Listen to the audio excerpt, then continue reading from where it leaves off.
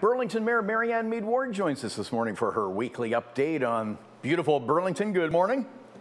Good morning, Bob. How are you? Good. I was chatting with a mutual friend of ours yesterday. We were taping for our Remembrance Day special next week, and I was speaking with Gordon Shotlander. There's a tribute to him we talked about last week on Brand Street from the Legion, and you gave him the key to the city last year, so he says hi. Absolutely. I told him I'd be talking to you today.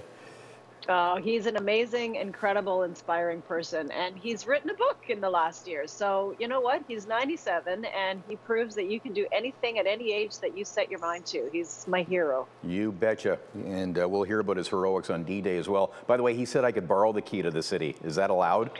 No, not at all. You have to earn that, Bob. Although I like you, so, you know, I might... If I'm good, maybe one day. Maybe one day. Yeah. Hey, now Remembrance Day in Burlington, it's a virtual ceremony this year, right? It is. We're asking people to join the live stream at 11 a.m. They can do that at burlingtonlegion.ca. And this is a request from the Legion and the veterans for folks to follow along from the comfort and safety of their home. We're not out of COVID yet, so not to gather in large crowds at the cenotaph. Yeah. There's something at 9 at Spencer Smith Park, though? Naval ceremony every November 11th, yes. So that is always a small ceremony, and there's lots of space down there. Right. So yeah. If folks are up at 9:30 and want to swing by, they can do that as well. Okay, let's get back to something we talked about on Friday. Do you have any updates on the Ontario Land Tribunal shocking decision to allow that 29-story condo to go ahead? Well, stay tuned. We do have a special council meeting today where we are looking at options for a review. So as soon as I know and can share it, you'll know, Bob. Okay. Thank you. So we're gonna, you know, this is in some ways a precedent-setting decision in that the tribunal ignored all of the work and the changes that the council had done in the last 3 years. Not just council, the region as well, as far as the region's position. And the region. Absolutely. And so we really want them to look at the work that we've done and the modifications we've made. And they just looked at the changes that the developer wanted. So right. Let's look at the changes the city and the community were asking for and all of the work that we've done to reset the dialogue and control over development downtown. Yeah. Are you hopeful? I always have hope. You know what? I'm one of those people. I believe you fight for what you believe in, and there's no guarantees. Right? Especially as we head into November 11, we think about the people who fought for us. They didn't know they were going to win, but they did, and they fought for us. And so myself and I know members of my council will do everything we can and fight for what we believe is in the best interest of this community. And we won't always win, and that hurts. That is devastating when that happens. But we'll continue to fight. I'm not giving up. Okay, and we will continue following that battle. Let's talk about the city budget. There's actually a preview this morning. What can we expect? Well, the staff, the process is the staff give us their proposal, their best judgment about what the city needs. That increase for the city portion is sitting at 5.5%. We have a day set aside today to get that overview.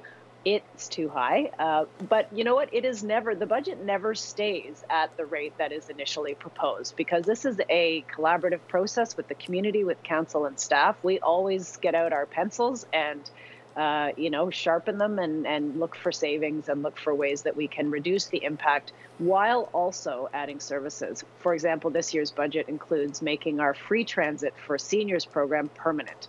It was a pilot project. So there's lots of good things in there, but we can't leave it at 5.5. I'm not going to leave it at 5.5. So our work will kick off today.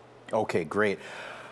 Tourism Burlington is doing a survey. What are they looking to find out? What do you love about Burlington? What are your favorite things about Burlington? There's a whole bunch of ways you can engage and answer that question, and there's prizes, so it's pretty cool. Okay, you had us some prizes. We got to talk about the Halton Chief Medical Officer actually made an amendment regarding indoor sports. Update us on that.